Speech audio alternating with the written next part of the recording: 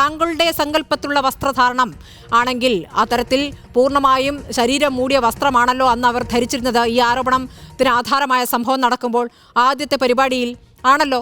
അപ്പോൾ എങ്ങനെയാണ് ഇപ്പോൾ ഹണി റോസിന്റെ വസ്ത്രധാരണം എന്ന വിഷയത്തിലേക്ക് താങ്കൾ ഈ ചർച്ച കൊണ്ടുപോകുന്നത്?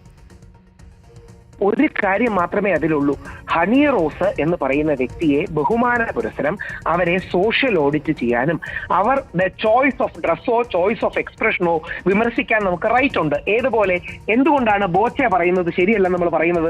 ബോച്ചയുടെ ആവിഷ്കാര സ്വാതന്ത്ര്യമാണെന്ന് പറയാത്ത എന്തുകൊണ്ടാണ്? കാര്യം ബോച്ചെ പറയുന്നത് ഡീസൻസി ലംഘിക്കുന്നതാണ്, മാന്യതയും മര്യാദയും സഭ്യതയും ലംഘിക്കുന്നതാണ്. അത് ശരിയല്ല എന്ന് ആദ്യം പറയുന്ന വ്യക്തികളൊന്ന് ഞാനാണ്.